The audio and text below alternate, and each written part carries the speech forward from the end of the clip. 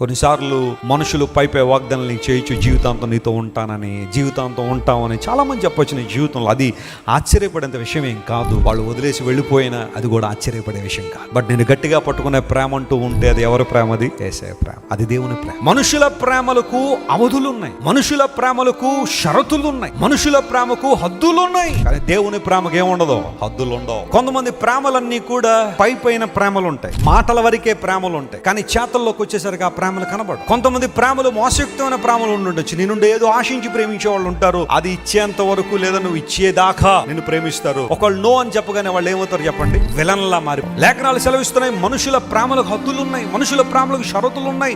ఆ ప్రేమలు కొంతకాలం ఉండి కొంతకాలం తర్వాత గతించిపోయే శాశ్వత ప్రేమలు ఏమీ లేవు. దేవుని ప్రేమ గొప్పదని నువ్వు తెలుసుకున్న రోజున, ఆ ప్రేమ నిన్ను విడిచిపెట్టదని తెలుసుకున్న రోజున, ఆ ప్రేమ నిన్ను నిలబెట్టే ప్రేమ నువ్వు తెలుసుకున్న రోజున, నీకోసం ప్రాణం పెట్టిన దేవుడు నువ్వు నిత్య రాజ్యంలో విహరించాలని నీకోసం కలువరి శిలువను, కఠోరమైన శిలువను కౌగిలించుకున్న యేసయ్య ప్రేమను తెలుసుకున్న రోజున ఈ లోకసమైన ప్రేమలు వెంబడి నువ్వు పడవు.